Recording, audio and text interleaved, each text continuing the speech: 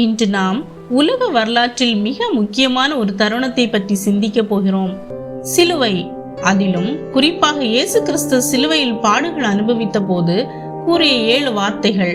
இந்த வார்த்தைகள் வெறும் வலியின் நடுவே சொல்லப்பட்ட சொற்கள் அல்ல, அவை மனித குலத்திற்கான தேவனுடைய அன்பின் உச்சக்கட்ட வெளிப்பாடாகும். சிலுவையில் இயேசு கிறிஸ்து கூறிய முதல் வார்த்தை, பிதாவே, இவர்களுக்கு மன்னியும், தாங்கள் செய்கிறது இன்னதென்று அறியாதிருக்கிறார்களே. இந்த ஒரே வார்த்தை மன்னிப்பின் உச்சத்தை வெளிப்படுத்துகிறது. அவரை கொடுமைப்படுத்தியவர்களும் இகழ்ந்தவர்களும் சிலுவையில் அறைந்தவர்களும் முன்பாகவே நின்று கொண்டிருந்தார்கள். அந்த அளவுக்கு வேதனையில் இருந்த போதும் இயேசு தம்மை பற்றி சிந்திக்காமல் அவர்களை பற்றியே சிந்தித்தார். அவர்கள் அறியாமல் செய்கிறார்கள் என்று கூறி மன்னிப்பை வேண்டினார். இது சாதாரண மனித மனதிற்கு எட்டாத அன்பு. நம்மை யாராவது காயப்படுத்தினால் நாம் பழிவாங்க நினைப்போம், ஆனால் இயேசு மன்னிக்க கற்றுக் கொடுக்கிறார். சிலுவையில் இயேசு காட்டிய அன்பு மற்றும் மன்னிக்கும் தன்மை நம்மை மாற்றும் சக்தி கொண்டது. நாம் மன்னிக்கும் போது அது மற்றவரை மட்டும் மாற்றாது, நம்முடைய இதயத்தையும் சுத்தமாக்கி சமாதானத்தை தருகிறது. இன்று நாம் நம்மை காயப்படுத்தியவர்களை மன்னிக்க தயாராக இருக்கிறோமா? அது எளிதல்ல, ஆனால் இயேசுவின் உதவியுடன் அது சாத்தியம். மன்னிப்பு தான் உண்மையான சமாதானமும் சந்தோஷமுமான வாழ்க்கையை தரும். இரண்டாவதாக இயேசு சிலுவையில் கூறிய வார்த்தை, இன்று நீ என்னுடனே கூட பரதீசில் இருப்பாய். இந்த வார்த்தை நம்பிக்கையின் உச்சத்தை வெளிப்படுத்துகிறது. இயேசுடன் சேர்ந்து சிலுவையில் அறையப்பட்டிருந்த 2 கள்ளர்களில் ஒருவன் தன் தவறை உணர்ந்து, கர்த்தாவே, நீர் உம்முடைய ராஜ்யத்தில் வரும்போது என்னை நினைவு கூறும் என்று கேட்டான். அவன் வாழ்க்கை முழுவதும் தவறாக இருந்தாலும் அந்த கடைசி வேளையில் மனம் திரும்பி இயேசுவை நம்பினான். அதற்கு இயேசு, இன்று நீ என்னோடு பரதீசில் இருப்பாய் என்று அவனை ஏற்றுக்கொண்டார். இன்று நாமும் கூட எவ்வளவு பாவியாக இருந்தாலும் மனம் திரும்பி இயேசுவிடம் நெருங்கினால் அவர் நம்மை மன்னித்து ரட்சிக்க வல்லவராய் இருக்கிறார்.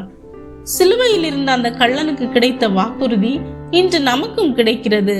கடைசி நிமிடமாக இருந்தாலும் கூட அவர் நம்மை சேர்த்துக்கொள்ள ஆயத்தமாக இருக்கிறார். நாம் எவ்வளவு தூரம் சென்றிருந்தாலும் இயேசு நம்மை திரும்ப அழைக்கிறார். ஒரு உண்மையான மனம் திரும்புதல், ஒரு நேர்மையான விசுவாசம், அதுவே நம்மை புதிய வாழ்க்கைக்கு கொண்டு செல்கிறது. மூன்றாவதாக இயேசு சிலுவையில் கூறிய வார்த்தை, ஸ்திரீயே, அதோ உன் மகன், அதோ உன் தாய். இந்த வார்த்தை ஒரு மகன் தாயின் மீது வைத்த அன்பின் ஆழத்தை அழகாக வெளிப்படுத்துகிறது. கடுமையான வேதனையில் இருந்த போதும் இயேசு தன் தாய் மரியாளை மறக்கவில்லை. அவரை கவனித்துக் கொள்ள தனது சீடனான யோவானிடம் ஒப்படைத்தார். இது ஒரு மகனின் கடமை மட்டுமல்ல, பிறரின் தேவையை முன்னிலைப்படுத்தும் தெய்வீக அன்பின் வெளிப்பாடு.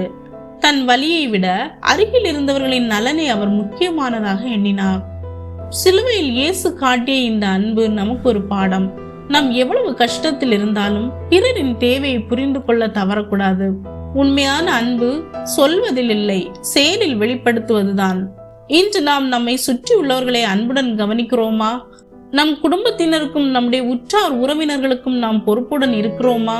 சிலுவையின் இந்த 3ஆம் வார்த்தை நமக்கு அன்பாக வாழ கற்றுக் கொடுக்கிறது. அடுத்ததாக சிலுவையில் இயேசு கூறிய 4வது வார்த்தை, என் தேவனே, என் தேவனே, ஏன் என்னை கைவிட்டீர்? இந்த வார்த்தை மிகவும் ஆழமான வலியையும் ஆன்மீக ரகசியத்தையும் வெளிப்படுத்துகிறது. பாவமில்லாதவராக இருந்த இயேசு மனித குலத்தின் பாவங்களின் பாரத்தை தம்மேல் எடுத்துக்கொண்ட போது தேவனிடமிருந்து பிரிவின் வேதனையை அனுபவித்தார். அது ஒரு சந்தேகத்தின் கூக்குரல் அல்ல, அது மனிதனின் நிலைமையை முழுமையாக ஏற்றுக்கொண்ட ஒரு அழுகை. நம் வாழ்க்கையில் கூட சில நேரங்களில் துன்பங்கள், தனிமை மற்றும் இழப்புகள் வரும்போது தேவனே ஏன் என்று கேட்கிறோம். சில நேரங்களில் தேவன் தூரமாக இருப்பது போல தோன்றலாம், ஆனால் உண்மையில் அவர் நம்மை விட்டுவிடவில்லை. அந்த எல்லா உணர்வுகளையும் இயேசு முன்னரே அனுபவித்து விட்டார். சிலுவையில் இயேசு அந்த பிரிவின் வலியை அனுபவித்ததால் நம்முடைய வேதனைகளும் அவர் அறிந்திருக்கிறார். அவர் நம்மை ஒருபோதும் கைவிட மாட்டார். இருள் நிறைந்த தருணத்திலும் நம்பிக்கையை பிடித்துக் கொள்ளுங்கள். தேவன் நிச்சயமாக உங்களை மீண்டும் தூக்கி எடுக்க வல்லவராக இருக்கிறார். சிலுவையில் இயேசு கிறிஸ்து கூறிய 5வது வார்த்தை, தாகமாயிருக்கிறேன். இந்த ஒரு குறுகிய வார்த்தை மிகவும் ஆழமான அர்த்தம் கொண்டது. இது இயேசுவின் மனிதத்துவத்தை வெளிப்படுத்துகிறது.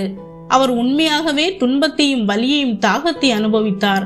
சிலுவையில் பல மணி நேரங்கள் இரத்தம் சிந்திய போது உடல் முழுவதும் வலியுடன் இயற்கையாகவே தாகம் ஏற்பட்டது.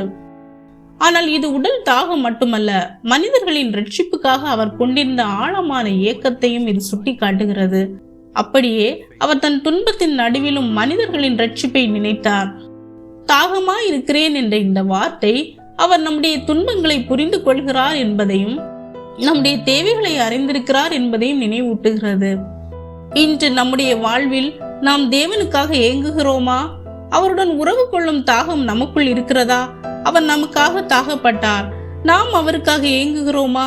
சற்று சிந்தித்து பாருங்கள். சிலுவையில் இயேசு கிறிஸ்து கூறிய 6வது வார்த்தை முடிந்தது. இந்த ஒரு வார்த்தை தோல்வியின் சத்தம் அல்ல, இதுவே வெற்றியின் முழக்கம்.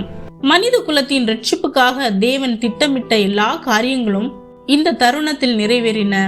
பாவத்தின் கடன் முழுவதுமாக செலுத்தப்பட்டது. இனி மனிதன் தேவனிடம் முழுமையாக திரும்புவதற்கு ஒரு வழி திறக்கப்பட்டது. இயேசு தன் பணி முழுமையாக முடித்தார் என்பதற்கான உறுதியான அறிவிப்பு தான் இந்த வார்த்தை. இது நமக்கான ஒரு வெற்றியின் வார்த்தை. நாம் செய்ய முடியாததை அவர் செய்து முடித்தார். நம்முடைய ரட்சிப்புக்காக நாம் போராட வேண்டியதில்லை, அது ஏற்கனவே முடிக்கப்பட்டது. நாம் செய்ய வேண்டியது அந்த அருளை விசுவாசத்துடன் ஏற்றுக்கொள்வது மட்டுமே. சிலுவையில் ஒலித்த அந்த ஒரு வார்த்தை நம் வாழ்க்கைக்கு நித்திய நம்பிக்கையை தருகிறது. கடைசி மற்றும் 7வதாக அவர் சிலுவையில் கூறிய வார்த்தை பிதாவே, உம்முடைய கைகளில் என் ஆவியை ஒப்புவிக்கிறேன். இந்த வார்த்தை முழுமையான ஒப்பு கொடுத்தலின் உச்சத்தை வெளிப்படுத்துகிறது. வாழ்க்கையின் கடைசி மூச்சிலும் இயேசு தம் ஆவியை தேவனுடைய கைகளில் ஒப்படைத்தார்.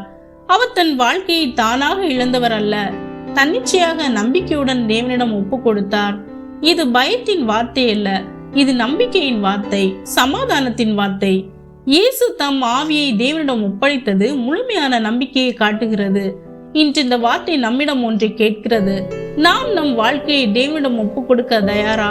நம்முடைய பாவங்கள், சுமைகள், எதிர்காலம் இவற்றையெல்லாம் அவருடைய கைகளில் கொடுக்க தயாரா? தேவனுடைய கைகள் பாதுகாப்பானவை, நம்பிக்கையானவை.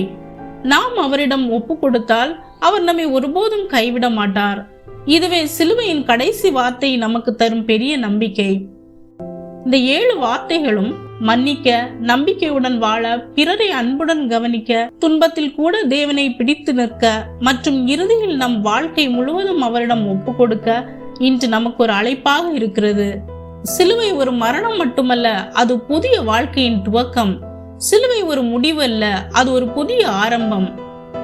இன்று நாம் இந்த செய்தியை கேட்பதோடு விட்டுவிடாமல் அதை நம் வாழ்க்கையில் நடைமுறைப்படுத்துவோம். நீங்கள் எங்கே இருந்தாலும், எந்த நிலையில் இருந்தாலும் இயேசு உங்களை நேசிக்கிறார். அவர் உங்களை அழைக்கிறார். உங்கள் வாழ்க்கையை மாற்ற தயாராக இருக்கிறார். இயேசுவின் சிலுவை நமக்காக திறந்த கதவாக இருக்கிறது.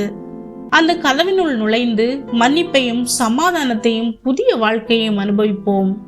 இந்த வீடியோ உங்களுக்கு பிடித்திருந்தால் இதை மற்றவர்களுடன் பகிருங்கள்.